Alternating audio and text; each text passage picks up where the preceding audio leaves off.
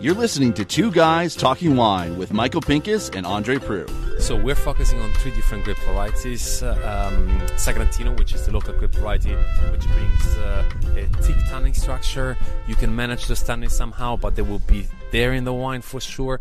Sagrantino is focused on tannins and freshness. Then we have the Sangiovese, which is kind of like the other side of the medal because it's freshness and tannins. So for them to be together is not always easy. That's why we decided to add Merlot, for example, to the Rosso. It's a mountain Merlot, so it's not as soft as you would expect from this grape variety, but it tends to tame the two kids and get them to behave in a proper way. Let's say that the Merlot is kind of like the mother telling the two kids to behave and how to act. That was Marco Rossi from Lungherati in Umbria. Andre, I absolutely love that quote where he's talking about, especially when he's talking about the mother making the kids play together. But what we're going to be talking about today is Umbria, Sagrantino, Montefalco, which is the region that it's from. We're going to be talking about the climate. We're going to be talking about small wineries in the area. I luckily get to visit this area annually, and I love it. And I really want to bring I want to bring more of it to you. But first of all, before we go any further, we're actually sitting at the same table. We are. We haven't been sitting at the same table in 3 months. That's true. How the hell are you? I'm doing well. I'm really actually looking forward to this. What I'm taking a look at, I actually got some feedback from the last episode that we did from you in Bordeaux. And it wasn't as organized as what we're about to do. I threw a bit of a script together. You filled in the blanks. And I got some really positive feedback from some listeners just being like, wow, you sounded like really more organized than you usually are. And the content was like nice and focused. It was just like, you and I, we actually have a plan for the podcast for this year. We're not gonna share the secret name for it. But if you see us at some wine tastings, hopefully that'll be reflected in it. But we're trying to take this up a notch. We are. We're actually trying to... I hadn't been a podcast listener when I started podcasting. Yeah. Frankly, neither was I. I was a radio broadcaster. I was just like, okay, we just do something similar, but I did notice that a lot of these guys who were doing it in a professional way they actually followed some kind of script instead of just this. Here's my pants. Let's fly by the seat of them. Yeah, and so. I had these clips sitting that I had got last year when I was in Montefalco. Oh, these are old clips. These are from last year. Oh, wow. Okay. Yeah, and I've been trying to figure out how to best create a really good series with them. And then I've listened to some of your stuff that you've been doing with clips, and I thought, you know what, I think I can do something close. Especially that one that you did for Canada Land, and I was like, "Wow, that's you actually sound professional." I've never heard you sounding that professional. But no, you know what? Yeah, I mean, I guess just going back to like, how am I doing? I have a toddler now. Like, I mean, and it's not much has necessarily changed in 3 months, but I'm more just throwing that out there so that people can hear. We're recording this in my dining room, and it's before bedtime for Spencer, and you might hear some noise in the background. I booked my trip to France for the summer. I'm going to be visiting Champagne. I'm going to be visiting Champagne with Spencer. That's one that should be really interesting. Well, it's going to be interesting as well because I'm booking some visits at some higher end places as well. Like, I currently have a visit lined up at Gosset. You and I both loved that Champagne in our Toronto Life piece, and I know they've got some real baller wines. They claim to be the oldest champagne house in Champagne. And yeah, I mean, it's been fun living vicariously through you. I'm going to take a moment to plug your social media at The Grape Guy. You've taken some fantastic photos. I think it's something that I imagine some journalists might take for granted when they get a chance to visit these regions over and over and over again. I don't know. I recently watched a documentary where James Suckling was in it from 2013, and like he came off as a douchebag in the documentary, and I'm sure that's probably how he acts when he gets to the region. So like, it's been really nice to like live vicariously and listening to you talk about your enthusiasm and what you learned. But like, I'm really excited to do this podcast in particular with you, because I know we've said many times on this podcast, Italy's a weak point in my wine knowledge. And luckily that wine knowledge is starting to grow bit by bit, but it's just like, we've done Sagrantino before, and I've tasted Sagrantino before. Right. I've liked the wines because they aren't prohibitively expensive for the good stuff. Correct, and we do get into that in some of the interviews. All right, so well that's, then you that's know the what? neat part. I'm gonna hand the reins over to you, because I know we're also going to be setting up just some more stuff we're going to be covering over the course of the year, because this is our like second or third podcast. I think this is our second podcast for the year. We do have stuff coming up. Like I went to Nizza. Yep. I don't know if we talked about that much. I'll be going to Tuscany. Looks like I'll be hitting Veneto, and I've got some really great clips from Bordeaux, including an interview with Danny Roland in French. I don't know if you've had a chance to listen to it yet, but there's a special message at the end of that interview just for you, Andre. I'm looking forward to hearing. I've listened to bits and pieces of it. Like, you've literally inundated my inbox with content, and I think this is something where it's a behind the curtain thing. Is doing these episodes with clips is not as easy as you and I hitting record and yelling at each other. So we're going to try to stick to our bi-weekly schedule, but the schedule might be a little fluid this year if we've got something good in the works. And you may get one or two seat of our pants podcasts. I can't guarantee they're all going to be gems, but then I can. That's my job. but yeah. Anyway, this I want to just say this. I think is a long overdue podcast. Yeah, I think so too. And it's again a discussion about Umbria. It's a discussion about Sagrantino, which is the main grape variety within that region, and Montefalco, which is the main city that's there. Look, last June I was in Sagrantino at their Anteprima, and I really brought some of this, as I said, some of these gems home, these audio clips that I thought I've got to figure out what to do with them. And as I said, Andre, I listened to some of your stuff, and I was like, let's do something. So, we've talked to a few of these people before. Valentino Valentini, he was a Boccali winery, and we were more in depth with him. But I think it's interesting to start of the discussion about Umbria with one of the topics that's on everybody's mind, which is the climate. Montefalco has a quite unique climate. First of all, even just the light. The light tends to be blue, so this of course affects also the vineyards. Then you have the Apennines, which run just right next to the town, and it means that sometimes the clouds are not able to pass the Apennines and they just bounce back, bringing quite a lot of water, which some vintages is perfect, other vintages it becomes kind of a challenge. It's difficult, the future of Sagrantino and the future of the wine, because the changing climate is a very big problem, and the first sector of the economy that feel what's happening with the changing climate is agriculture. And the vines have a big problem the last year with the late frost in the spring and with a lot of rain in the starting of summer. We are working to make some experiment in the vineyard. We try to work with the grass on the soil. We change every year some experiment to work against the changing climate.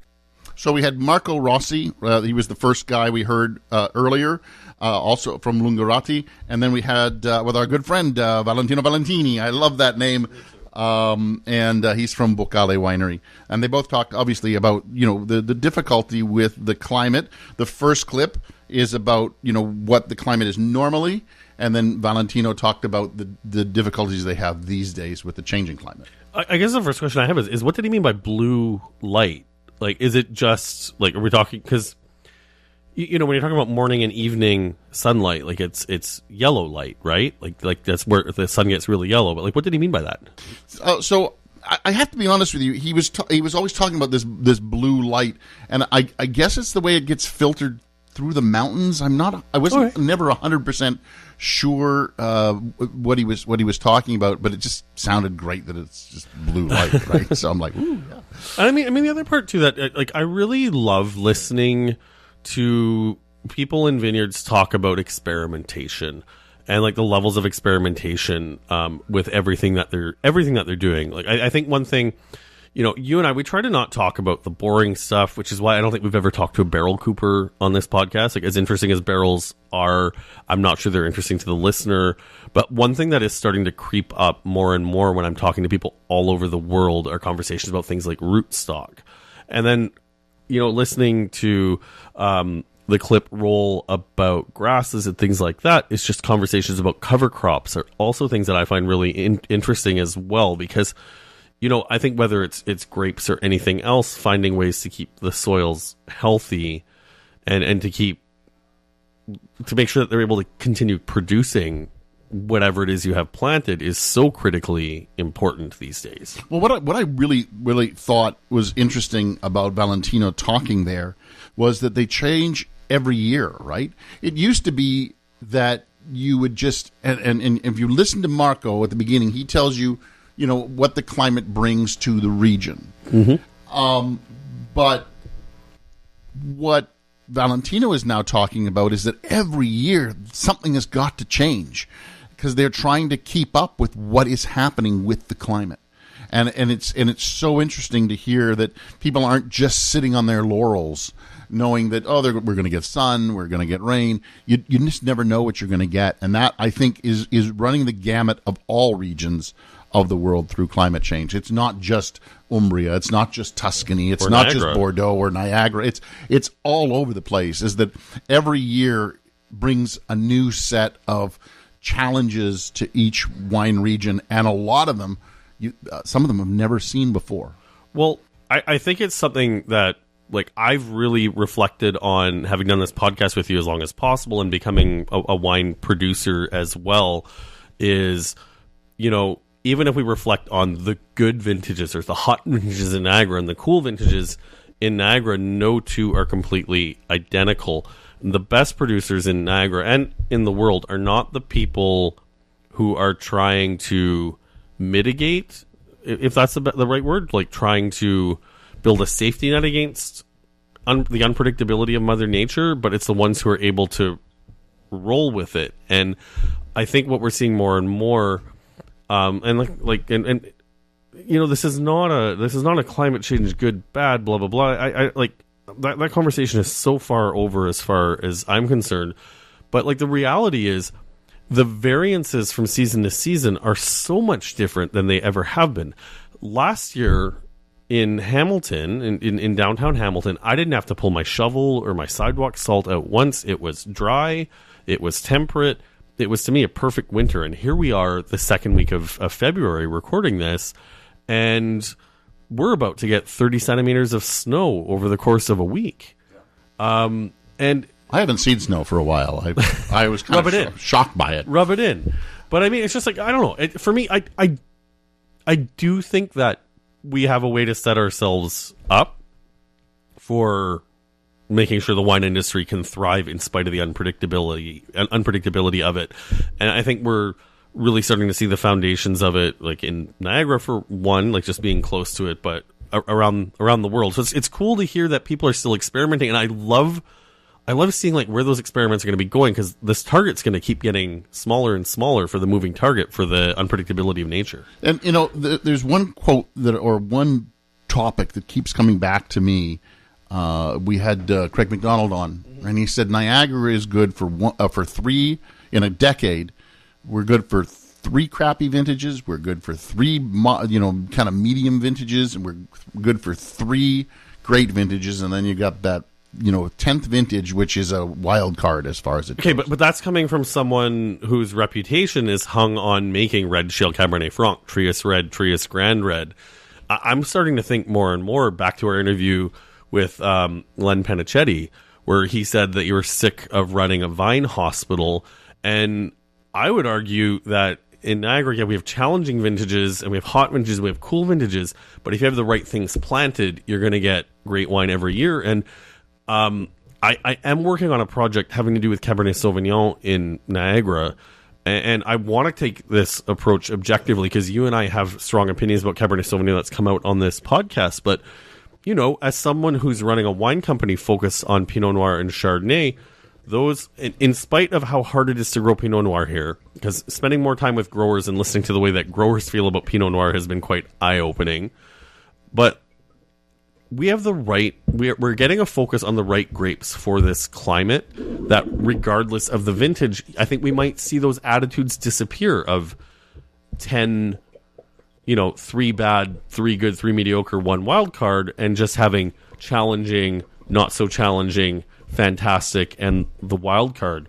And I think that's what's happening in Umbria when you're talking about that experimentation being ready to deal with Mother Nature is you want to make sure that every year you have the tools in your tool belt to deal with what Mother Nature gives you so that, yeah, okay, fine, the challenging vintages, maybe the wines don't have a 30-year shelf life, maybe it's a 5-year shelf life, but they're still damn tasty while you have them, And so we're going to get on to winemaking, and because that's really interesting, and how the changing face of Sagrantino wine has become. Now, we've tasted Sagrantino before, you and I, and for those of you listening, if you've ever tried a Sagrantino wine, those are wines that take like years. They have the most polyphenols. They have the highest tannin ratios of any wines out there. They're dense. Yeah. They're black. Like it's like rubber and charcoal when they're young.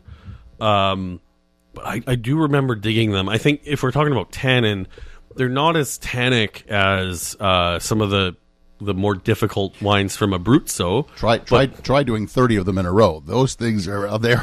They are maybe difficult. For Toronto Life next year we could do a Sagrantino. I think like one comes out in the LCBO every year, which is too bad. But what I poured into your glass here is a wine that I have had sitting around for the past. It looks like I've had it for 6 years. But it's what's called a Super Umbrian. The winery is Lucimata, and he called it Macchietto. And basically, this is Cabernet Sauvignon. So it is not typical grape varieties from the region. We've already tried Sagrantino. We have our opinions about that. This is Cabernet Sauvignon. I believe there might be a little bit of Sagrantino, a little bit of Merlot in here, but it's primarily old vines Cabernet Sauvignon. Thought I'd let you try it. Yeah, it's the 2012 vintage, and it is aged marvelously well. It's kind of interesting because, the way we describe wine, and I think this is one where I'm kind of coming around to the other side, where you and I have said we should stop trying to compare Ontario to other regions. Unfortunately, when other regions are the baseline for comparison, I think that's kind of where you need to go. This does not taste like California. This does not taste like Chile. This does not taste like Bordeaux. But if I had to put it somewhere on a spectrum of, dusty Bordeaux versus opulent, fruity Chilean, this is leaning kind of a little bit more towards Old World in style. Like it's got definitely Old World in style. It's got like a nice cedar and smokiness to it, but on the palate, this is generous. It is rich cassis where a nice Bordeaux would be, and you're going to correct me on this if I'm wrong because you're now an expert on Bordeaux. But I mean, I think when I think of Bordeaux, you get a little bit more savory notes mixed into this. We're on the palate. This is like pure fruit. This is plush, cassis, dark cherry, but not jammy. Like, no, perfectly right. Yeah, no, he hit this perfectly, and I was thrilled to taste this wine. So what I'd like to do now is talk about the changing winemaking practices. Like it's not based on this. Like we're still talking Sagrantino.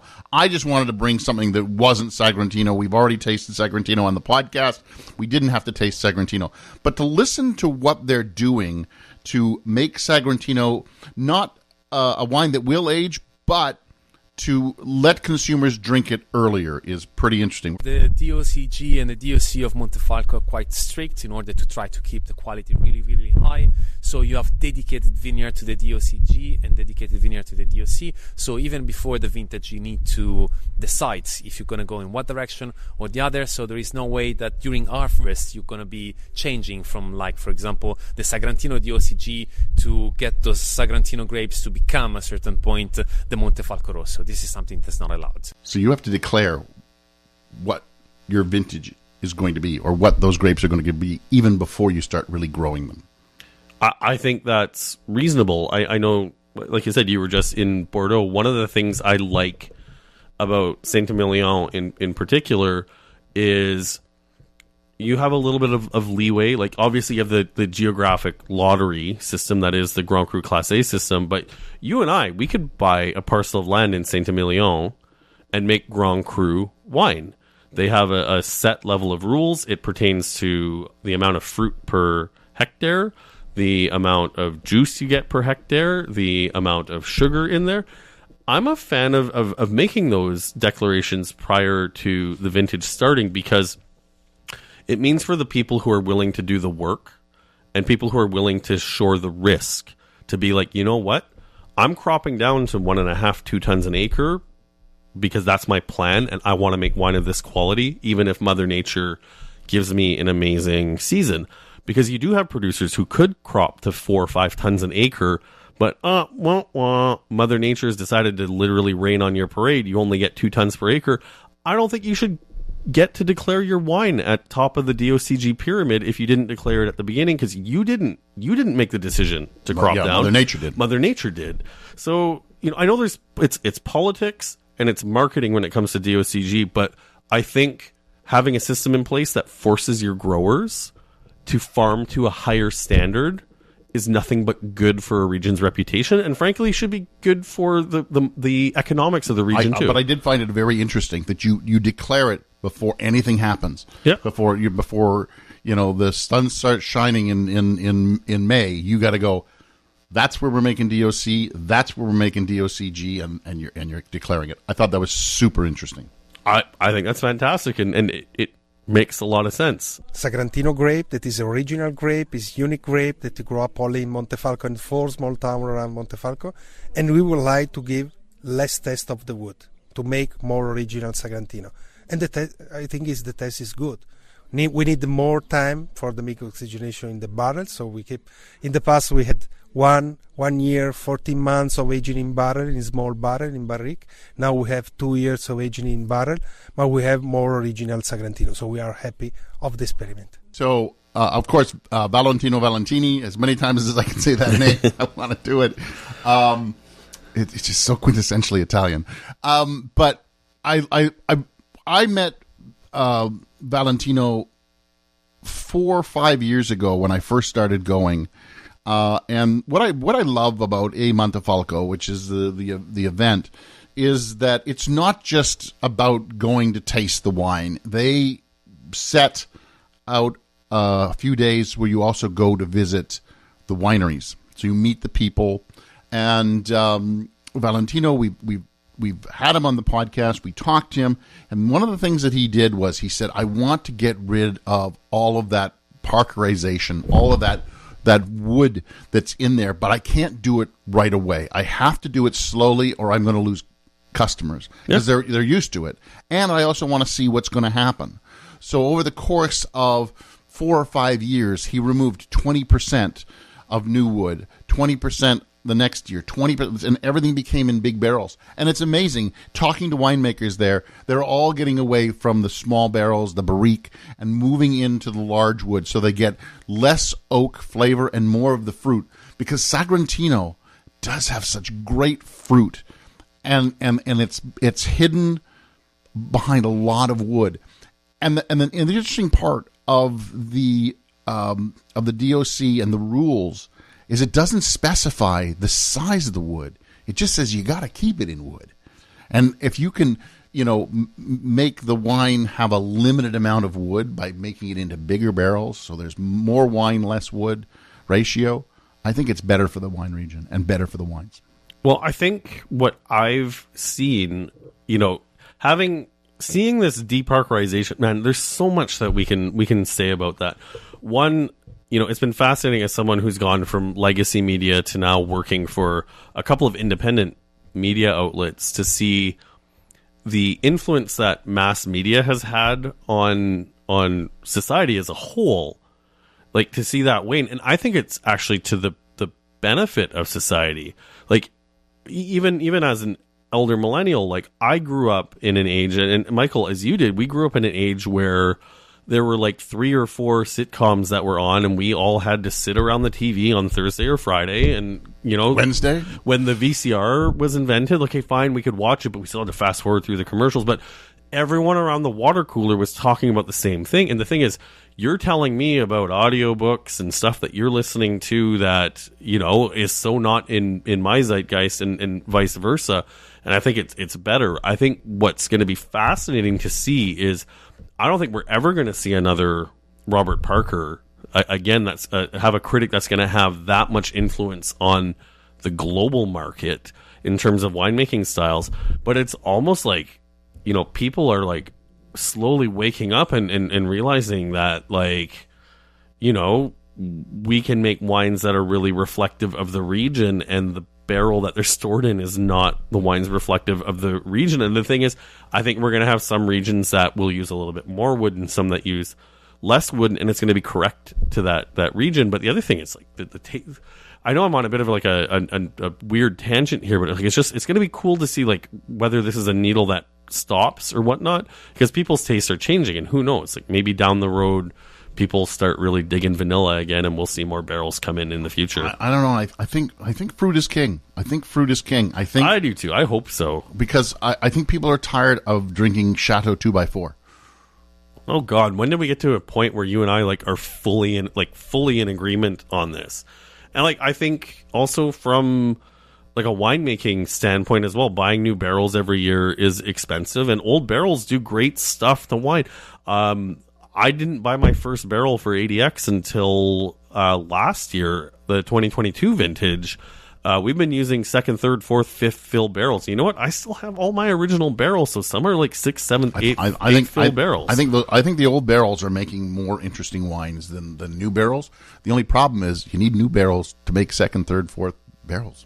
But it's just like cooking. I mean, my favorite analogy, I don't know if I've made this on the podcast, so if you're listening to this and I made this analogy, I'm sorry. If you've bought wine from me at a farmer's market, I've made this analogy a million times, and I'm also sorry if you've heard this before, but I think it's apt. When you're using barrels as part of your winemaking components, it should be like cinnamon is to an apple pie. Yeah. Because if you use no cinnamon, you get a boring pie. Apples are delicious, but you bake apples, you kind of get, it's applesauce in a piece of pastry. You put too much cinnamon, you don't get to taste the fruit. You're just tasting cinnamon, and I love cinnamon, but too much cinnamon is too much cinnamon. It sucks.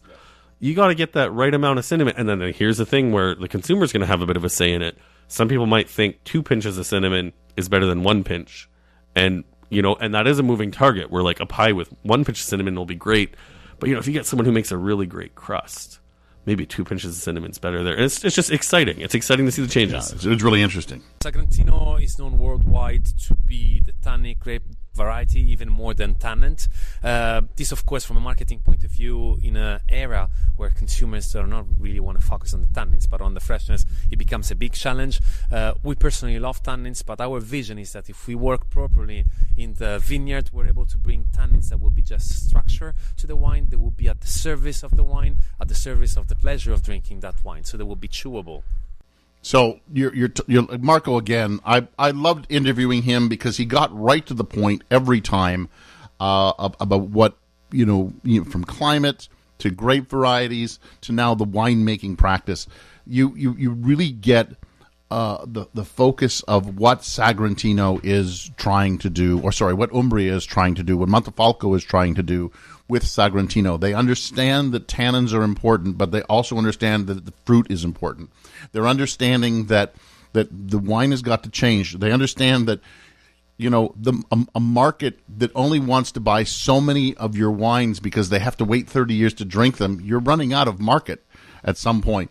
You've got to make the wines drinkable now. I even saw that in Burgundy, talking to Pascal Marchand about his winemaking, and he was saying I'd have to check my notes, but a lot of, if not all of the wines, he does minimal punch downs on, because he doesn't want to over extract the tannin from the Pinot Noir, especially from the Côte de Nuit. And I asked him about, are you sacrificing aging potential for the sake of drinkability? And I think the challenge these winemakers are going to face, whether they're in Burgundy, which, you know, we're not talking about a region that's known for hanging their hat on making wines that can't be drunk for 30 years versus Sagrantino. You know, I don't know whether or not we're going to see a movement towards sacrificing longevity for drinkability. I mean, Pascal, at the very least in Burgundy, says that he's not making that sacrifice. It might be a little too soon to tell, but on the other hand, if you're building a 30-year cellar, you need a lot of real estate to continue to have bottles that are drinking now while you're saving for what you're going to be drinking 30 years down the road. But also, like, I don't know, I'm 41 now. I'm not going to live forever. Do I really want to be stocking my cellar full of wines I can't drink until I'm 71? See, I think we are seeing just a general movement. Having been to Bordeaux, obviously going to Italy, I think we are seeing a movement towards, yes, wines that are going to age, but also wines that we can drink young. Now, let's be honest, we drink wines too young to begin with. A lot of wines are drank way too young to begin with. But I'm talking, if you can just hold on to a wine for a year, 2 years, like, it's going to be better than the day you bought it. Yeah. So, like, I'm not talking about, you know, holding on to a bottle for 13 years. Granted, I've held on to this wine that we're drinking right now for 6, and I've been looking at it for years going, I remember it being really lovely when I tried it, and I'm like, I don't know. I don't want to miss the window. Yeah. I would rather... I'm getting to the point where I would rather watch the window come by while I'm drinking it than miss the window and go, damn it, that was a good wine. I mean, that's 10 years ago. It's a simple reminder for everyone listening to this is, if you open a wine too young, fine. Get out the decanter and you can force it into submission. But if a wine's gone past that window, you can't get it back. There is no walking backwards in time with wine once you've missed that window. But if it's too young, and you and I, we've done this before a couple of times where we've opened a bottle way too young, and I've literally left it on my counter. The Paul Hobbs Crossbarn, once again with Toronto Life, we both enjoyed it. It ended up on the list. It was fine the day that we tasted it. It was one of the better wines on the table. I actually set it aside with the intention of drinking it that night, but we had a lot of wines open, kind of forgot about it. Got to it the following day, no cork, not in the fridge. That wine was singing. Yeah, there are wines, and there are wines that'll do it. And if you're willing to have that patience to either open it early, let it open the next day, or drink it over a couple of days, you'll see the evolution of those wines, and they really get really interesting. So right now, I was really excited to introduce you to a gentleman named Peter Heilbrunn. Now, Peter, obviously, Heilbrunn does not sound very Italian. He's German, but he used to work in really, really large breweries and wineries, and he doesn't like to mention them, so you won't hear him say them. But he's from a background that he was just in these large manufacturing, where beer had to be the same every single bottle. And now which is like, for the record, not necessarily a bad thing. It's a philosophically different way every of producing batch, wine. year to year to year. Yeah. So now, you being a small wine producer, I thought you'd love to listen to some of his philosophies about being a small producer. Yes, I really don't like the word natural, because natural in reality does not exist when you have 4,000 to 5,000 plants in an hectare. So it's clearly something where the humans has to intervene, but the way they intervene, this makes a difference. So you have to do things that respect the environment, that respect the soil, respect the water under that, and finally also the people that will drink your wine. So to be more practical, we make a lot of things by hand working, tractor only for the soil, natural fertilizer, organic fertilizer, and very little quantity of copper to protect the plant from the funginous disease. Oh my God, imagine doing stuff that makes sense to improve the quality of your fruit and not putting a crappy label on it and selling mousy, foxy fart juice to hipsters and toques. And you guys went to Raw Wine. How many hipsters did we see with little mustaches and toques? Well, yeah, there are a lot of those. I everything he said is completely factual. That's not opinion. Wine does not exist without the intervention of man. Well, what I really like what he says is there's no such thing as natural wine, because the way just in the beginning, the plants having thousands of plants per hectare is not natural. No. So right there, man has stepped in. But then the back half of the clip is where it really gets good. Doing stuff by hand, making decisions in the vineyard about what you're using. And there is a philosophical element that will have an impact on the quality of your wine. But when you're dogmatic about it, that's where we get the problems, right? So Peter was not dogmatic. I didn't mention the winery. It's Belafonte. Don't. I knew that was coming. All right, you said there's more that this guy said. Let me do this before you break out into more Gen X related references that I'm just going to tease you about. I didn't only move from beer to wine, I also moved to very big to very small, and this was probably the most important difference in between the two businesses. Clearly here we represent much more our territory, our tradition. The variety we vinify are all local, and clearly in the beer making you are more a matter of expertise and choosing the right ingredients, but usually they may come from everywhere. So this is a key element in making wine. I think this is something you and I are going to probably be unpacking a little bit more, at least over the next couple of years, because it's something I noticed on my trip to Portugal. The first time it hit my radar was on my trip to Chile in 2018, is the rise of indigenous varieties and the focus on indigenous varieties. And so when I was in Chile, I saw there was a small number of producers, because I think the problem Chile's going to face is the size of the corporate entities that run the wine business there. There aren't a lot of really small producers, at least in the Canadian market, kind of rediscovering the original batch of vinifera that was brought over by the Spanish when they colonized Chile. And then when I was in Portugal, a lot of Portuguese wine had a bit of a reputation. I was in Porto, so port wine in particular, but the reputation and the consumption of port wine is in evolution. I found some interesting stuff in Forbes magazine talking about how the consumption of entry-level port is waning, but vintage port and high-quality tawnies is going up. That's neither here nor there, and me taking a quick sidebar. But there is a lot of producers there.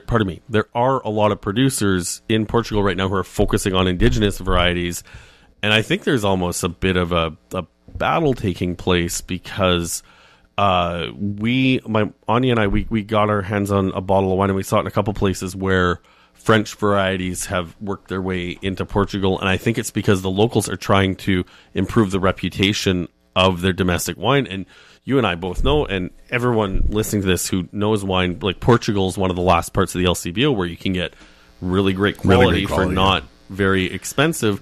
And you have an entire country where people are trying to raise the reputation. I imagine in Segretino and Montefalco, it's something similar, because you're not dealing with Tuscan wines. You're not dealing with, Prosecco. You're not dealing with a region that's as known and is not on the front line of Italian wines. So how do you make yourself stand out in the market, right?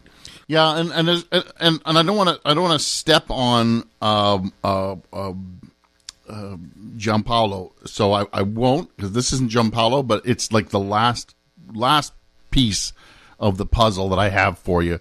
But let's just finish with Peter, and then we'll talk about what Giampaolo is going to talk. But I am a small producer, and this means that I don't make many bottles. I try to make them in a way that I please, and I don't have to look at the taste of millions of people, and so to make a very standard product. So our wine are, I think, good and good taste, but they are not standard wine. I mean, they are not filtered. They are made with spontaneous fermentation. So there is a lot of things that make them. Every vintage is maybe slightly different because it represents that vintages. And this is very different from a bottle of wine, of a beer that should be nearly the same everywhere and every time. And what he's talking about there is he's coming from that very large, Heineken world where every bottle of beer has to be the same year in, year out. And you as a small producer, and everybody who listens to this who does make wine, we do have a large winemaking audience. Yeah. But everybody who really loves wine understands vintage variation, and I think it's very important to understand that that's really what makes wine so interesting. It's not opening the bottle and getting the same wine every time, every year. It's about opening a wine and discovering what happened that year. Much like the French language, though. You have a little asterisk beside it, and there's exceptions to every rule. And this is something I've been forced to reflect on after my visit to Porto, because when the port blenders are trying to make a 10-year tawny, it is important for them to be creating a consistent product every year. And when we tasted with Thomas Rogerson, the port blender at Ramos Pinto, the process that they follow to make a 10-year tawny is they taste the previous couple of vintages side by side with the new blend they're trying to put together to create a consistent product.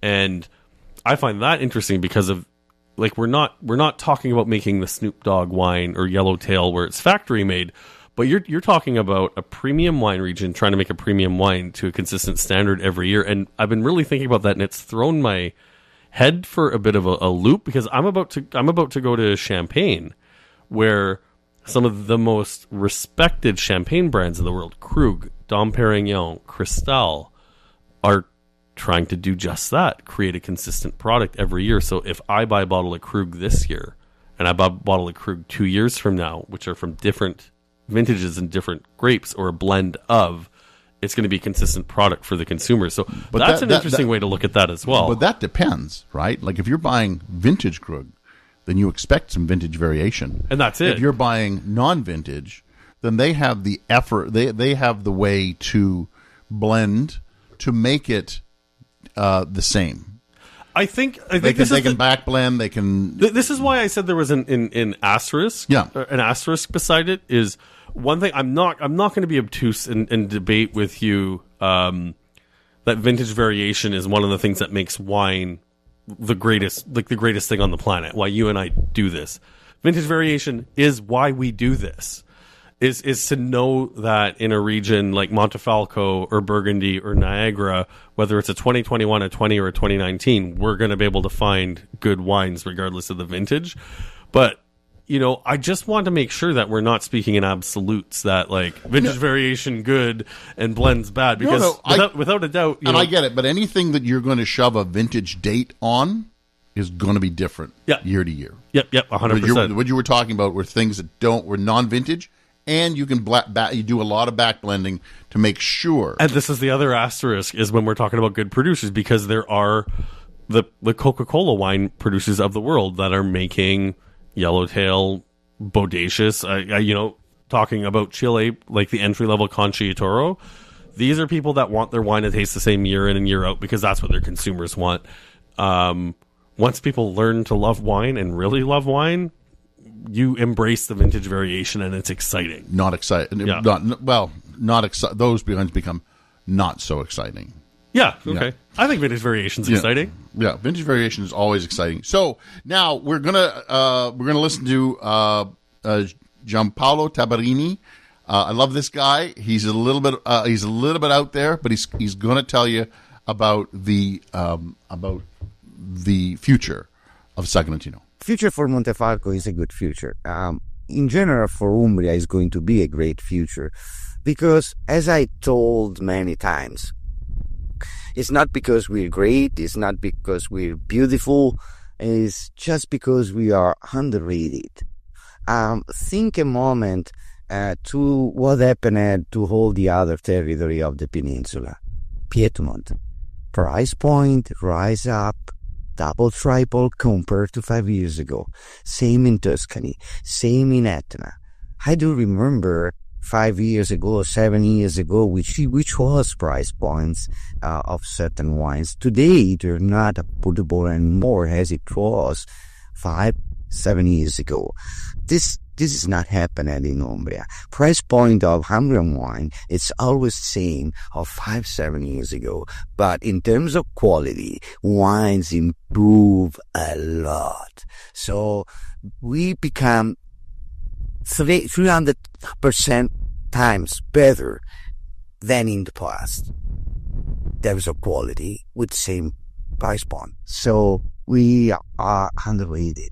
I love the swagger of that guy. Do you know how hard it is to sound like confident in this industry without coming off as arrogant? And like, I love that guy. Yeah, Giampaolo he's a former president. Tabarini is his winemaker.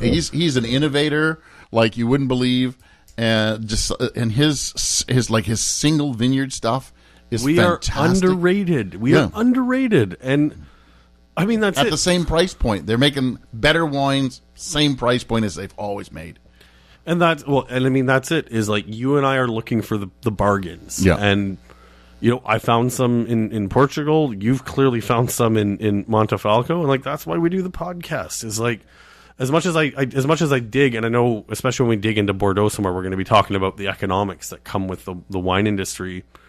I love finding a great $200 bottle of wine because they are few and far between. And when I find that, like, I'm not buying that for the sake of buying it to put it on my table and be like, hey, look at this $200 bottle I bought. I buy it because it's like, this is a rare bottle that I can't find. When I can find something like that from Montefalco or Vino Verde or Port at $50 or $20 or $30, that's why we do this. That's when you can put that $30 bottle on the table and people go, wow, that's great. Mm-hmm. And they say, it must have cost you a fortune. And you go, Nope. Yep. That's where you feel really good about it. And I think that's where Montefalco is. That's where the Umbrian wine is. That's where Sagrantino is. And you should be. I wish the LCBO brought more of these wines in, like especially Montefalco Rosso, which are are really juicy bottles of wine that you can drink early. They do have a little bit of Sagrantino in them, and I wish they brought more Sagrantino in also. You know, this might be a time, though, for us to talk more about consignment and talking to our consignment people and bringing. I know we've been talking about it a little bit more on the podcast. I mean, sadly, liquor reform is never going to be a big priority in this province, even with this particular government. We're in the middle of an election campaign right now.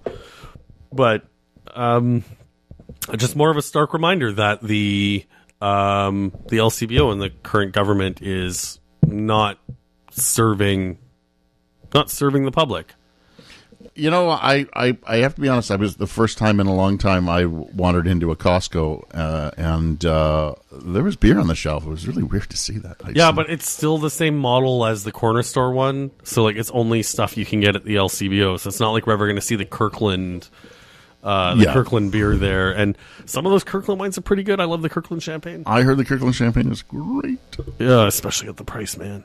So I guess we should wrap this up. Look, buy more Umbrian wine, LCBO. I don't know if anybody listens to us. No one from the LCBO listens to us. But if you get a chance to have a good look, if agents that are listening, just tell us who. is bringing in stuff from Umbria. I'd love to know. Hey, I know Frank, Profile brings in Lungarati, which is how I'm very good friends with the folks at Lungarati. I've loved a lot of their wines. Lou is one of my favorites that come in from them. Tabarini, unfortunately, I don't know if he's got an agent here, and I know Bocale does. He's Cottonwood. Well, and frankly, if you're an agency and you've got a small producer from Segretino, and you want us to profile them and maybe help move a couple cases of wine from your consignment space in the warehouse, reach out to us. We're always gracious when people send us samples, but if we got to pay for a bottle, so be it. Yeah, it's just look. I love the wines, and I'm going back in June, so can't wait. I'll bring back more. Maybe we'll focus another podcast if we can. I'd be game, especially for drinking wine as great as what we're drinking right now. This is one of the best things I've had in the past 12 months. I'm not even going to say this year. This is super yummy. I will see what I can do. All right, I'm Andre Prue of AndreWineReview.ca, now being updated regularly, and I have a newsletter. You actually sent me an email being like, you have a newsletter? Yeah, I knew you had a newsletter. I just hadn't seen it in so long that it kind of shocked me. You know the last newsletter I sent was in 2019? That's a long time to wait. That is. Yeah. Do you know how many people unsubscribed from my newsletter when I sent the first one in 6 years? Oh, tons. A lot. Yes, yes. When you kind of are quiet in newsletters, your newsletter list stays nice and bloated. Yeah. Anyways, follow Michael Pinkus at The Grape Guy. I'm so excited about the stuff that you posted on socials that I'm pitching you there. So, what else do you want to promote before we wrap up? I'm off to, I'm getting away from winter again. Yeah, screw you. Just before the storm hits on Wednesday, from what I understand. Well, hopefully your plane can take off. I really hope it does. Anyway, so I'm off to Tuscany, and then I'm trying to get a Veneto. I'm trying to get a little Veneto action in. So, but follow me on at The Grape Guy or Michael Pinkus on I think on Facebook. That's where I am. And I'm on Blue Sky too. But I don't know if anybody's on Blue Sky. So I think people are kind of on the fence. I did hear a really good joke. Is a friend of Anya's has said they're not Teslas anymore. They're swastikars. Yes. You know what? But I did also hear another one that you know why Elon Musk cannot be a Nazi? Because Nazis actually made good cars. All right. Patreon, check us out on there. See if you can send us a few bucks. We'd really appreciate it. I'm Michael Pinkus. He's Andre Prue. Good night.